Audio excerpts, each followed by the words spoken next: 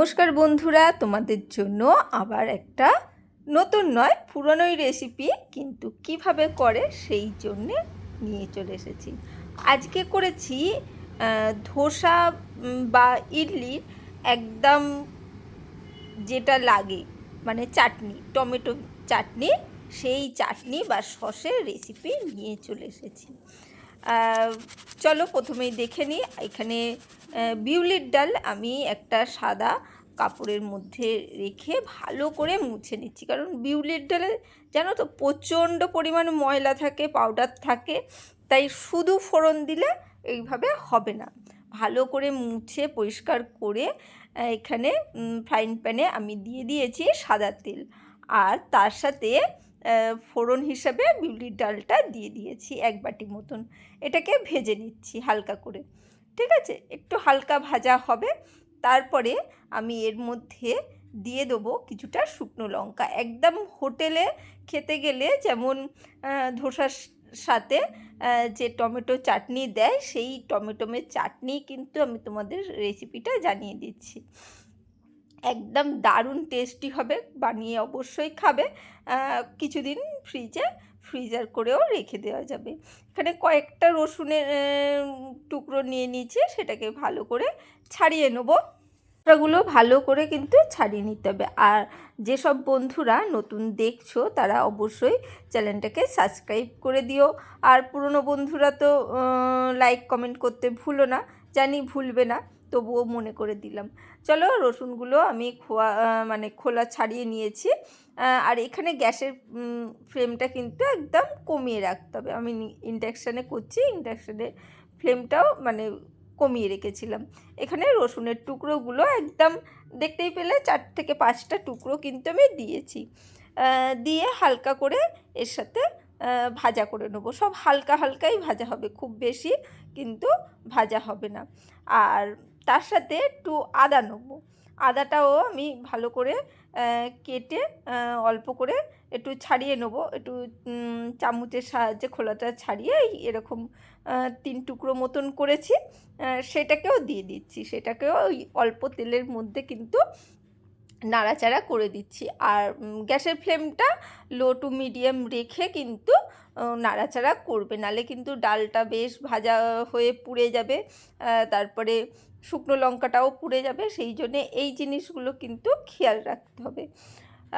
তারপরে ওটা একদম লো ফ্লেম করে আমি এখানে কেটে নিচ্ছি পেঁয়াজটাকে ভালো করে টুকরো করে কেটে নেবো। মুখটাকে এইভাবে গোল করে কেটে নিচ্ছি। এই পেঁয়াজ নিয়েছি, বেশি লাগবে না। একটা পেঁয়াজ কেটে সুন্দর করে খোলাগুলো ছাড়িয়ে নিয়ে আমি টুকরো করে নেব, ঠিক আছে? একদম কিন্তু একবার করে দেখবে, দারুণ খেতে হয়। আর কোনো অসুবিধা হবে না যখনই ইডলি ধোসা বানাবে। বিশেষ করে ইডলির একদম পারফেক্ট চাটনি কিন্তু। ইডলি খাওয়ার সময় যে আমরা টমেটো চাটনি খাই একদম হোটেল স্টাইলে, সেই রকম হোটেলের চাটনিগুলো দারুণ স্পাইসি এবং বেশ টক টক মিষ্টি মিষ্টি একটা ভাব থাকে, দারুণ কিন্তু খেতে হয়। দেখো, এই দেখো 1 বাটি মতন পেঁয়াজটা হয়েছে। একটু বেশ বড় সাইজেরই পেঁয়াজটা ছিল, বুঝতেই পেলে। আমি মাপটাও দেখিয়ে দিলাম। পেঁয়াজটা এই 1 বাটি পেঁয়াজটা দিয়ে দিলাম। আর গ্যাসের ফ্লেমটা কিন্তু একদম লো করে রেখে দেবে। আমি ইন্ডাকশানটা একদম কমিয়ে রেখেছিলাম। খুব যে কুচি কুচি করতে হবে সেরকম কোনো ব্যাপার নেই। এরকম মোটা মোটা কেটে নিলেও পেঁয়াজগুলো হয়ে যাবে। এটাকেও হালকা করে নাড়াচাড়া করে নিচ্ছি ভালো করে, ঠিক আছে? তারপরে টমেটোমের চাটনি। টমেটো কোথায়? টমেটো আসছে, এরপরে টমেটো দেবো। তার আগে এই জিনিসগুলো কিন্তু হালকা করে ভেজে নিতে হবে, সেই জন্যে এইগুলোকে আগে ভেজে নিলাম। আর তারপরে পালা আসছে টমেটোমের চাটনি। টমেটো কেটে টুকরো করে নিতে হবে। বেশ কতগুলো 3 থেকে 4টে বড় বড় টমেটো টুকরো করে নেবে, ঠিক আছে? আর একটু লম্বা লম্বা কেটে টুকরো করবে, ছোট ছোটও কাটতে পারো। কিন্তু যেহেতু সব পেস্ট হবে সেহেতু বেশি যে টুকরো করতে হবে সেই রকম কোনো ব্যাপার নেই যে একদম ছোট ছোট করে টুকরো করতে হবে, তা নয়, এই বড় বড় টুকরো করলেই হয়ে যাবে। দেখো টমেটোগুলো কাটা হয়ে গেছে সুন্দর করে, টমেটোগুলোও এর মধ্যে দিয়ে দিচ্ছি। পেঁয়াজটা কিন্তু একদম হালকা ভাজা হয়েছে, মানে জাস্ট একটু পেঁয়াজটা রঙটা হালকা চেঞ্জ হয়েছে, সেই পর্যায়ে কিন্তু আমরা টমেটোটা দিয়ে দিলাম। ঠিক আছে, পেঁয়াজটা কিন্তু বেশি ভাজা হবে না, একদম পিঙ্ক হয়ে যাবে বা মানে লাল হবে সেই রকম নয়, একদম একটু সাদা সাদা ভাজা হবে সেই রকম পর্যায়ে কিন্তু আমি টমেটোটা দিয়ে দিয়েছি। এবারে গ্যাসের ফ্লেমটা একটু জোরে দিয়ে দেবো, দিয়ে ভালো করে টমেটোটা যাতে নরম হয়ে যায় সেই পর্যায়ে নাড়াচাড়া করবো, সেই জন্য ইন্ডাকশানটা একটু বাড়িয়ে দিলাম। ঠিক আছে, টমেটোটাকে সেদ্ধ হতে হবে তো সেই জন্যে। এখন এই পর্যায়ে আমরা একটু হলুদ গুঁড়ো দিয়ে দিচ্ছি, আর আন্দাজ করে একটু লবণ দেবো, লবণ তো লাগবে, লবণ ছাড়া তো কোনো কিছু হয় না, সেটা একটু আন্দাজ করে দিয়ে দিতে হবে। পরবর্তীকালে আবারও চেক করে তোমরা দিতে পারো, সেহেতু লবণটা একটু সবসময় খেয়াল রেখে দেবে। এবং লবণটা দিয়ে ভালো করে আবারও মিশিয়ে নিতে হবে। লবণ তারপরে হলুদ গুঁড়ো যেটা দিলাম সেটা ভালো করে মিশিয়ে দিতে হবে। হলুদটা দিলে কি হবে, সুন্দর একটা রঙ আসবে। টমেটোমের তো লাল রয়েছে, তবুও হোটেলের মতন রঙ আনতে গেলে একটু হলুদ গুঁড়ো দিতে হবে, আর একটু কাশ্মীরি লঙ্কার গুঁড়োও আমরা কিন্তু দেবো। আর এখানে যেহেতু গোটা শুকনো লঙ্কা দিয়েছি, সেহেতু গুঁড়ো লঙ্কার দেওয়ার কোনো দরকার নেই। ঠিক আছে, সেহেতু গুঁড়ো লঙ্কা দিতে হবে না, যদি চাও তাহলে দিতে পারো, কিন্তু আমি অনেকগুলোই শুকনো লঙ্কা দিয়েছি সেই জন্যে এখানে গুঁড়ো লঙ্কা ইউজ করব না। তোমরা একটু কাশ্মীরি লঙ্কার গুঁড়ো দেবে, তাতে খুব সুন্দর কিন্তু আবার রঙ আসবে, কারণ এমনি শুকনো লঙ্কা লাল, সেটার তো রঙ আসবে, টমেটো লাল তার জন্যও রঙ আসবে, তার সাথে একটু কাশ্মীরি লঙ্কার গুঁড়ো দিলে ভালো একটা রঙ আসবে।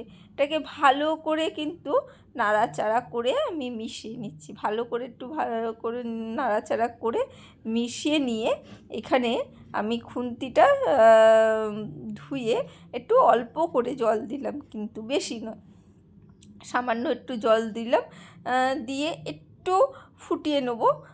ফুটানোর সময় হাফ চামচ মতন আমি এখানে চিনি দিলাম। ঠিক আছে, টমেটোটা খুব বেশি টক নয়, সেহেতু হাফ চামচ মতন আমি এখানে দিয়ে দিলাম চিনি, আর এখানে অল্প একটু চাপা দিয়ে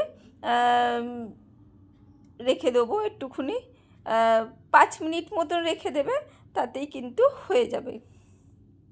5 মিনিট ভালো করে হাই ফ্লেমে ফুটিয়ে নেবে, তাহলে কিন্তু টমেটোগুলো নরম হয়ে যাবে। রসুন, ওইদিকে শুকনো লঙ্কা, পেঁয়াজ সব কিন্তু বেশ ভালো করে নরম হয়ে যাবে। সুন্দর করে মিশিয়ে আমরা কি করছি দেখো, বেশ জল বেরিয়েছে, তারপরে একটু ঠান্ডা করে মিক্সি জারের মধ্যে নিয়েছি। মিক্সি জারের মধ্যে নিয়ে এখানে দিয়ে দিলাম একটু চাট মশলা গুঁড়ো।